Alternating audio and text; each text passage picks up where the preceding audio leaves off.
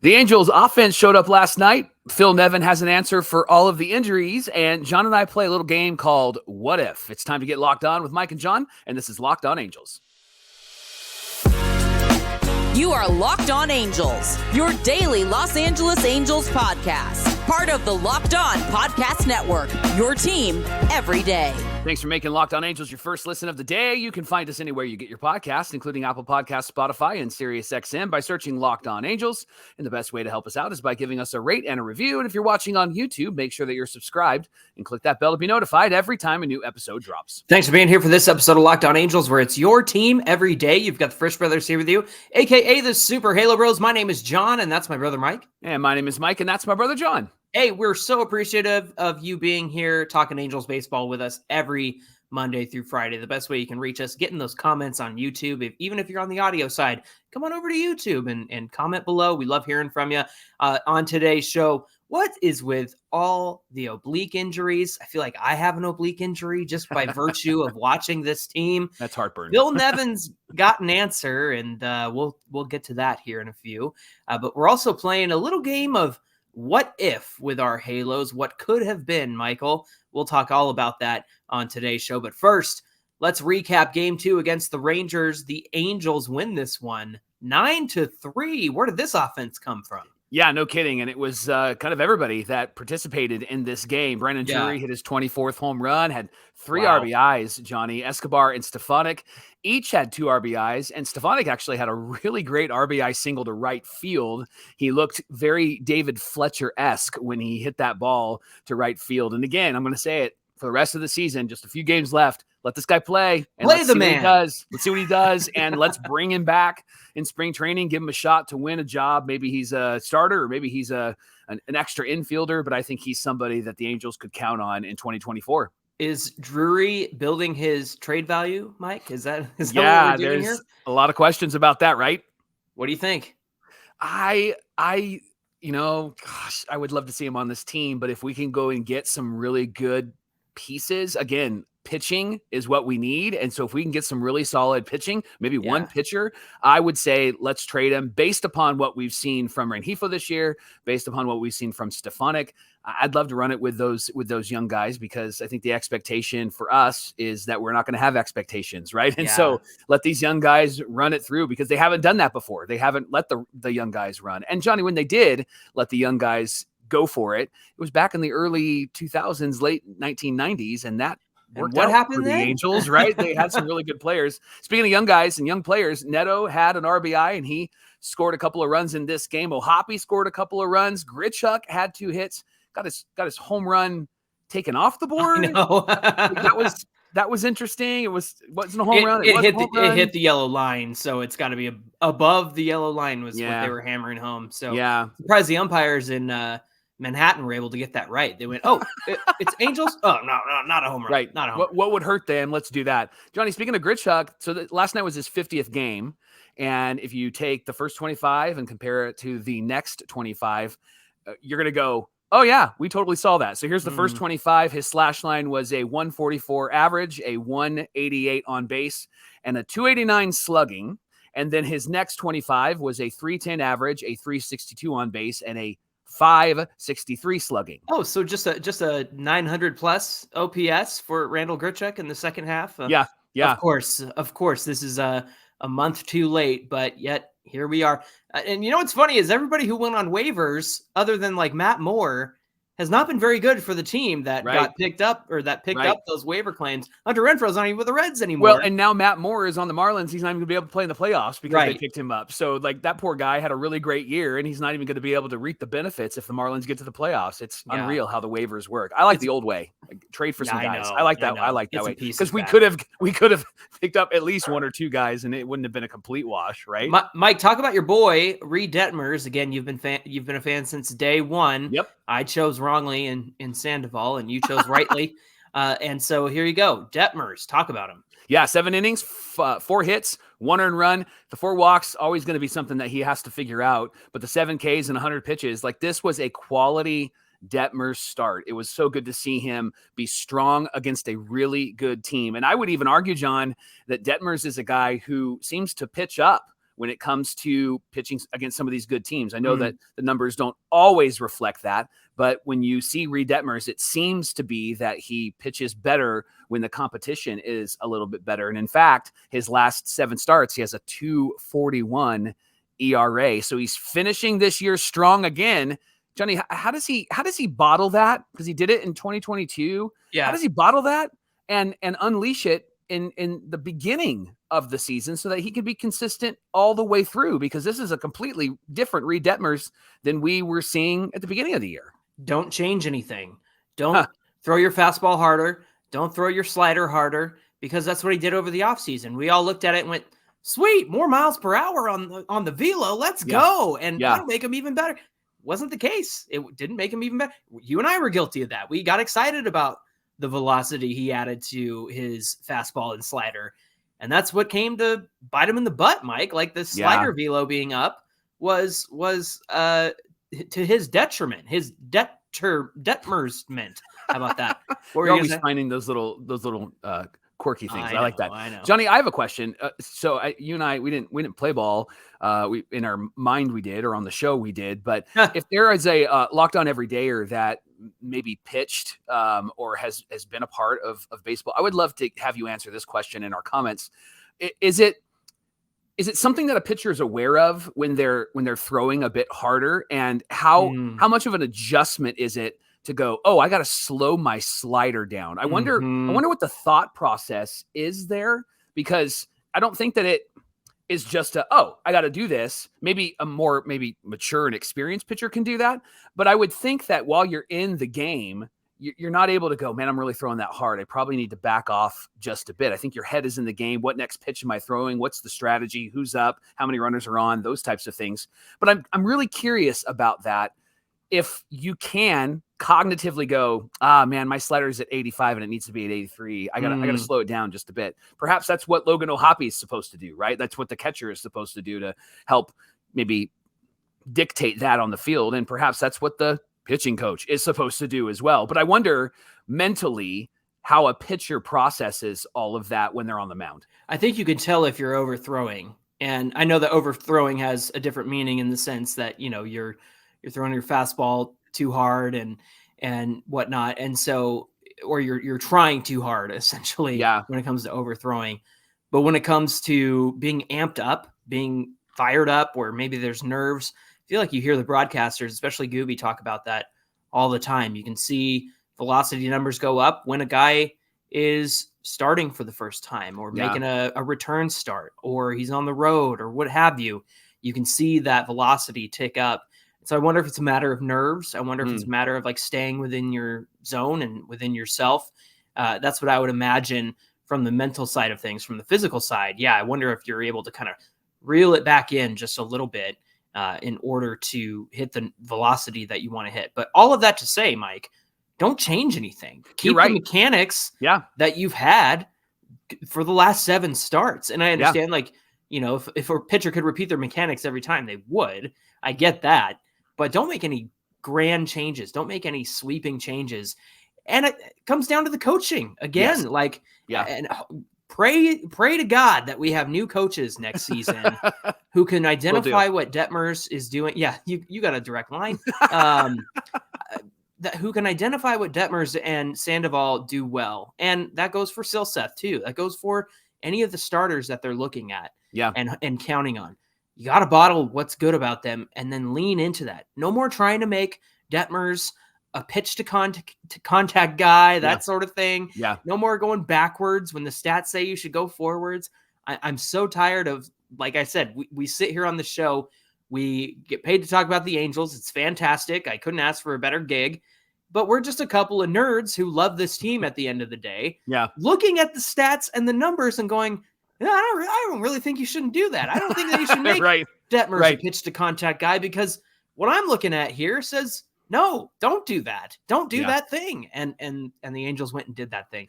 So the coaching, complete overhaul. It seems simple enough, right? And I think what they need to do with the last 7 starts is get that video.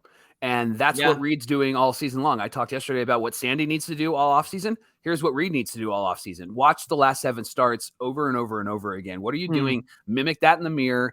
get the people around him. Am I at the height? Am I throwing? I mean, like that's what he needs to do. Watch the bad ones so you know what not to do. Yeah. I think that he needs to just see what he did well and just tattoo that across his forehead, because that needs to be who Reid Detmers needs to be at the beginning of 2024. And if that's who he is, I think he takes a big step forward next year. I thought he was going to take a big step forward this year. Yeah. But I think if he can get it down, John, he's going to take a big step forward next year. And the Angels need, outside of what happens with Shohei Ohtani, the Angels need a quality ace on this team. They need somebody to step up. And it's almost like we're entering into the 2002 season again, where we're not really sure who's going to be the ace or not. And then suddenly Jared Washburn has 18 wins that season, right? And so I think in this instance, Reid Detmers could take this starting rotation and make it his own. I think he's got the maturity. I think he's got the posture. I think he's got the mindset. I was talking to Locked On Everydayer Cope just the other day, and he said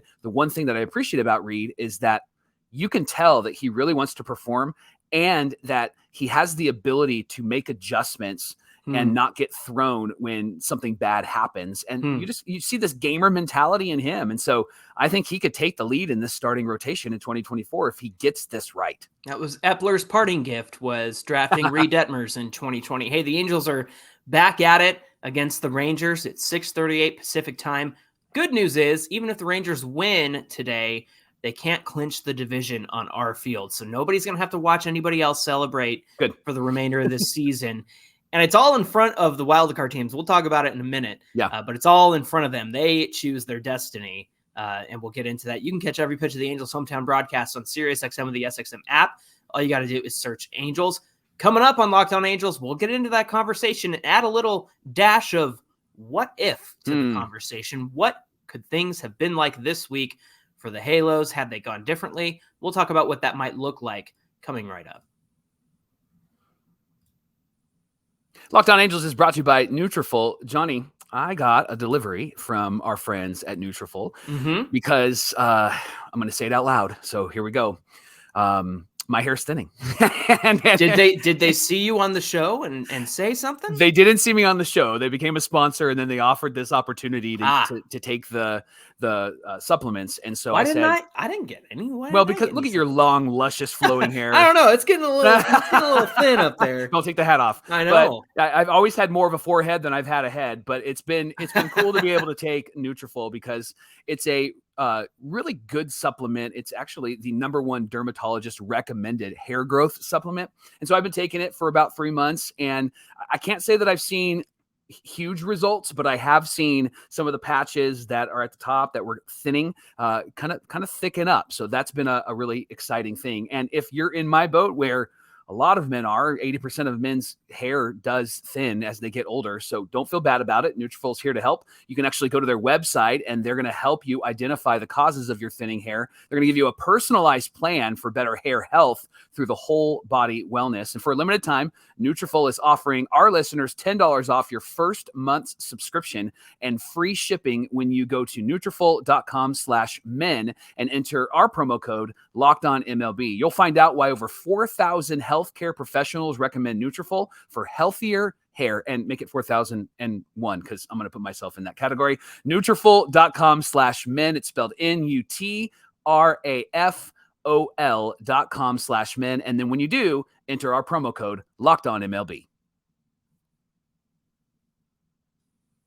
Thanks for making Locked On Angels your first listen of the day. Hey, Locked On Everydayers, get at us for Fan Mail Friday. We want to get your questions. Season's come to an end. We're sure you have a lot of thoughts. Already got some good questions lined up, Mike, for this Friday. Great. So again, get your questions in. You can get at us at Locked On Angels, at Super Halo Bros, or in the YouTube comments. Come on over if you're listening to the audio side. Shoot that question right into the YouTube comments, and we'll save it for Fan Mail Friday. The Angels and Rangers are back at it, 6:38 Pacific time tonight. You can catch every pitch of the Angels hometown broadcast on SiriusXM with the SXM app. All you got to do is search Angels. Got this news before last night's game, Johnny, that Colton Ingram was called up from AAA Salt Lake. He did get into the game last night. Dude's struggling. Like, he just doesn't seem to be able to get major league batters out. It was that, I mean, that 2-run home run, yeah, it got to him, but I'd say, for being a young guy, it is what it is. Yeah. And it was a 9-1. It's the perfect time for him to come in. Sure. Basically, when He's it's been in a lot 9-1. of those games, right? Yeah. And has come in and has given up a couple of extra runs. So maybe something to pay attention to this offseason and perhaps what happens in spring training. The reason why he was called up is your boy, Patrick Sandoval, went on the IL. And can you guess what his injury was, Johnny? I felt it down here, Mike. It's my oblique again. Yes, a right oblique strain. So friend of the pod, Jeff Fletcher, decided to go undercover and investigate why in the world this keeps happening and where all these injuries are coming from. And so he asked Phil Nevin, and Phil Nevin's response was, "We don't know." That was literally his response. So here's some quotes from that article. He said, "We're all trying to rack our brains on that. We're all trying to find the guy who did this," like Tim Robinson in the hot dog. Yes.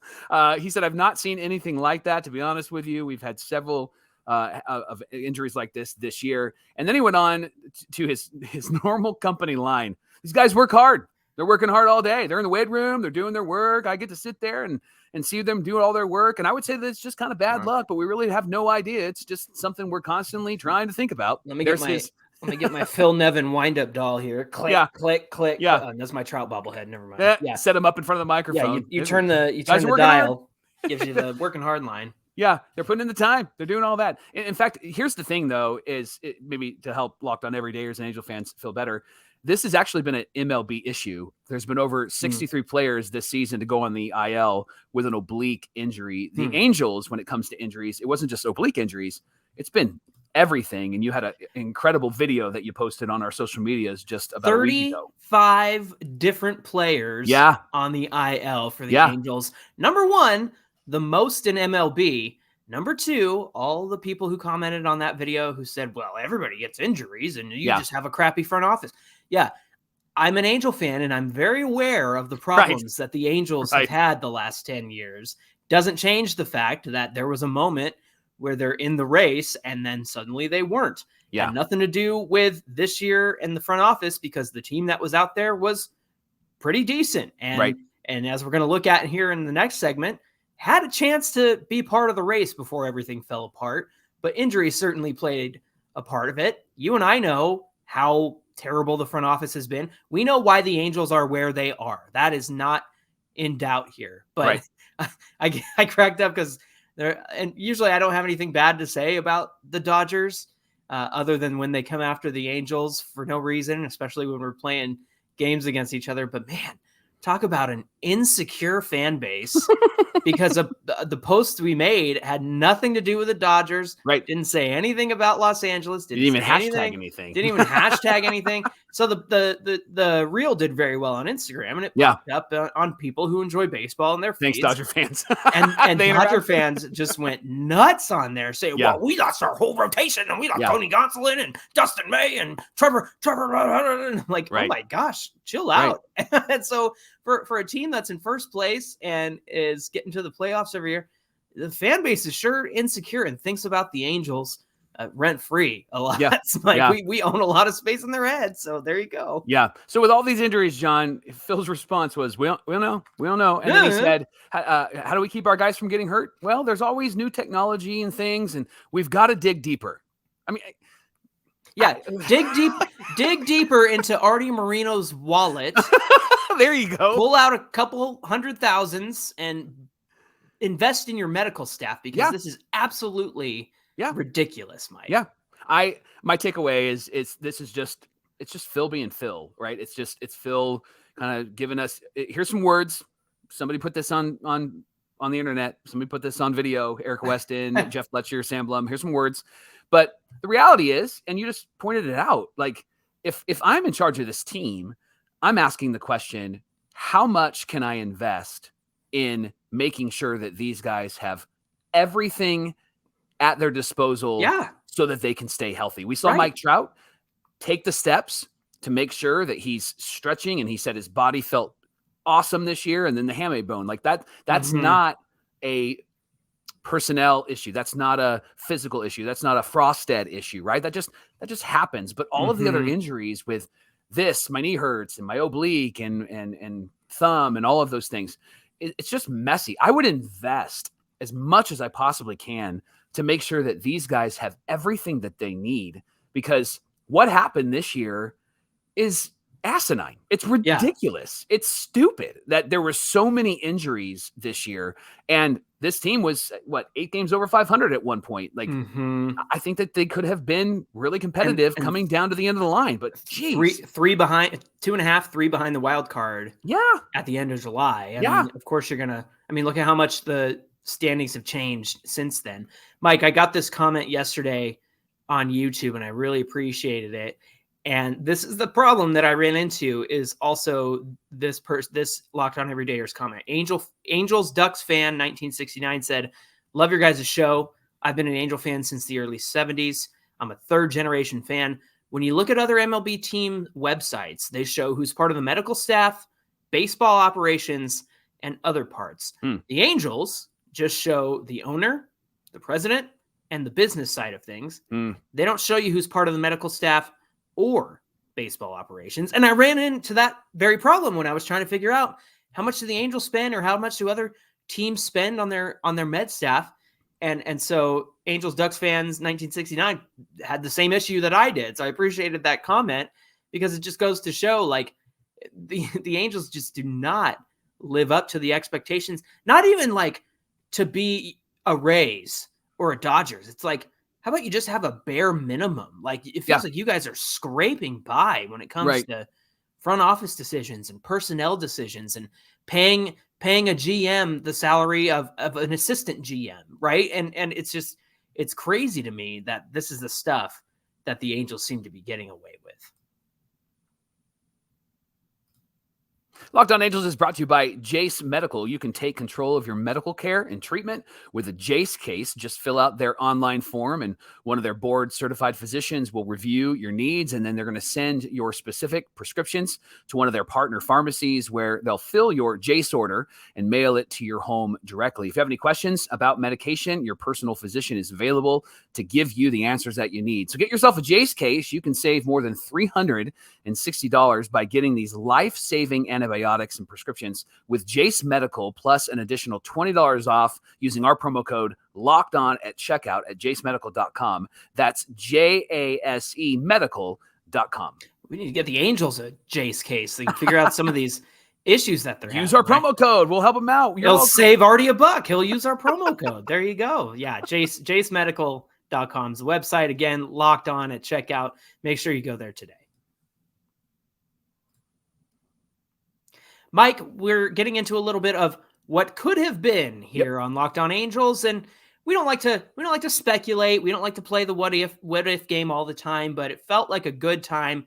It's the end of the season. Let's have a little fun. Let's do a little dreaming and just talk about what could have been for the Halos had things gone different. In fact, what this week could have even looked like. So I got the standings in front of me. You've got the background details here. Yep. Why don't you start us out and we'll get into it. We had a Locked On Everydayer that tweeted at us and said, the Mariners are a really good example of what could have happened if things went right for the Angels, especially after the trade deadline. The Mariners have had an incredible run. In August, they won 21 games, which was phenomenal. Seems like they're a bit out of breath and out of gas right now. We'll get to that in a minute.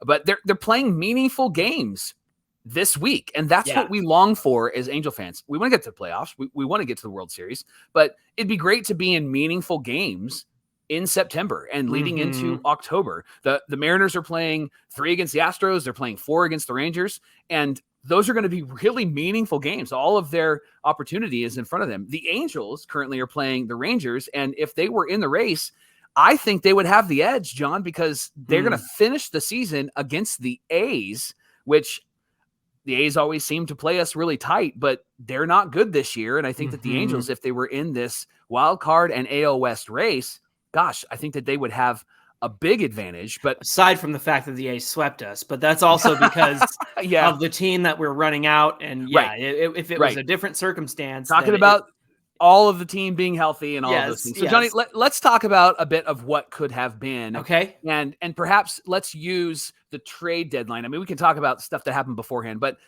the trade deadline and on, from August on, it just fell apart. So what could have been if things went according to plan, Johnny?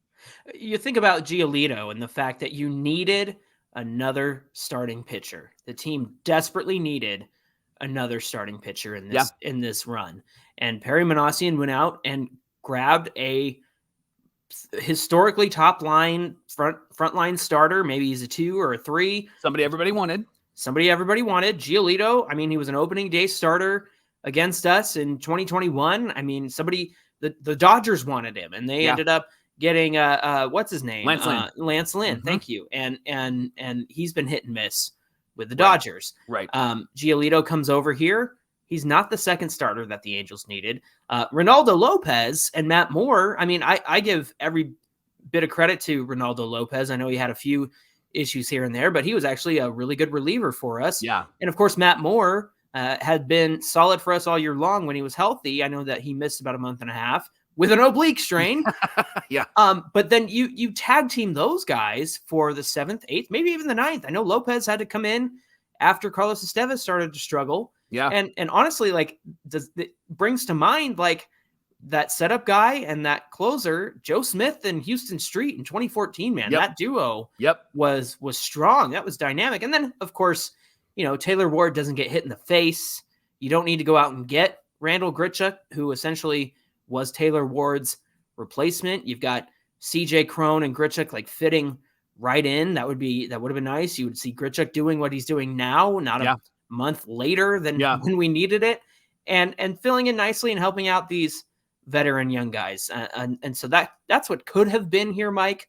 I know that also kind of throws a wrinkle into the fact, like, hey, maybe Sean Noel doesn't come up, get called up. Maybe a couple of those things don't happen. But if things could have been right, I think our trade deadline moves panning out and at least those guys performing to the level they had up to that point of the season could have been way different. But what actually happened? Why don't you tell us? Yeah, it was bad. Angels were bad in August. They were 6th in strikeouts. They were last or near last in the league in runs scored, home runs, and RBIs. They were last or near last in hits and slugging percentage, and they were last or near last in OPS and OPS plus. They were last in walks, batting average, on base percentage, weighted runs created plus. They were terrible in August and just completely fell apart. I know you know that. Locked On Everydayers, I know you know that. You're like, why are you bringing this up? Because we just need to be reminded of the fact of the Angels really fell apart. And what if, man, I honestly think, John, this team was well on their way to playing meaningful games in September. And I thought they had a really decent shot at making the playoffs and getting that 3rd wild card spot. And looking at what's happening right now in the AOS, especially as Texas fell out of the playoff race for a bit and then back into it. Right. I think that with the Mariners playing the way that they were doing, I think the Angels would be right in the thick of it and would be battling for that 3rd wildcard spot. And Toronto's not so far ahead and the Houston Astros aren't so far ahead. So I think it would have been so fun. It would have been so fun to watch this team healthy and strong playing meaningful games in September. I think they would have been a playoff team. What did we say? How many wins a month and how many wins did we want at the end of the season, Mike? 15 wins a month. Yep. 90 wins by the end of the season. And look, there's 4 games left, including today. And I'm looking at the wild card standings right now. You got Tampa Bay with 96 wins. Mm-hmm. You've got the Blue Jays at 87. Yep. You've got Houston at 86. Actually, I should check and make sure. Let's see. Houston lost to Seattle. So that means that the Mariners gain a win here. So they're only half a game out now. Houston has 86. Seattle has 85. Yep. Okay. Those are the 4 teams vying for a wild card spot. Texas Rangers have 88 wins for first place in the West. Yeah. And theoretically, if the Angels were to get 90 wins by the end of September, because we said once a month, 15 or every month, 15 wins adds up to 90, they would be sitting at about 88 right now, 87, 88, 89. Like they would have been within that window to be competitive for the West with these guys. Not for just the a West. wild card, for the West. Yeah. And so it made me laugh again, going back to that injury video of just everybody saying, well, the Angels, they weren't anything this year. And it was like, well, wait a minute. Look at the standings at the end of July. They're right there. And at the end of July, the Yankees were in it. The Red Sox were in it. The Guardians, like they were all toward the top in the wild card. And now they're sitting at the bottom with the rest of us and all eliminated. So that's why we always say you got to play all 162 at the end of the day, because The Mariners had a hot August, 21-6, and now they're having a really terrible September. So again, a young team like the Mariners, I think, just ran out of steam. I think that's why sometimes you see that. You kind of saw that with Baltimore last year. Very young team who ran out of steam. Didn't mean to rhyme there. American dream, baby. But again, you got to play all win 62, and that is really what it comes down to with these standings. You never know what's going to happen until the race is over. Hey, thanks for making Locked On Angels your first listen of the day. The Angels play the Rangers tonight at 6:38 Pacific time, and you can catch every pitch of the Angels' hometown broadcast with SiriusXM on the SXM app. Just search Angels. Hey, give us a follow at Locked On Angels and at Super Halo Bros on Twitter and Instagram. Of course, if you're on YouTube, be sure to hit that like button, the thumbs up. It helps us out a whole bunch. So if you want to give something back to the Halo Bros and you want to say thanks for watching the Halos for you and talking about them, just give us a like. That's all we're asking for. It's free. Hit that subscribe button if you haven't done so already. Mike, what do we have on deck for tomorrow's show? Well, we'll see if the Angels can take 2 out of 3 from the Rangers. I think that'd be great to see them play a bit of a spoiler, so I'm excited about that. So we're going to recap that game tomorrow on Locked On Angels. Hey, and we're going to have our friend Bryce Paterick from Locked On Rangers here with us as well. So 2 of us will be very happy, or the 2 of us will be very sad. Either way, it's okay. But the thing that matters the most is that now destiny comes down to this last series between the Rangers and Seattle. And so really who ends up in the wild card is all going to hinge on that series. Houston's got to go play the Diamondbacks, and the Diamondbacks are also going for a wild card in the National League too. So everybody is taking their own fate into their own hands this weekend. It's going to be a lot of fun, but we hope you'll come back and join us again for tomorrow's show. Until then, my name is John, and that's my brother Mike. And my name is Mike, and that's my brother John. Thanks for being here with us, and we'll see you back here tomorrow. Dusty roads. Dusty American dream. Hard times. Ric Flair. Hard times with Flair. Sweet Sapphire.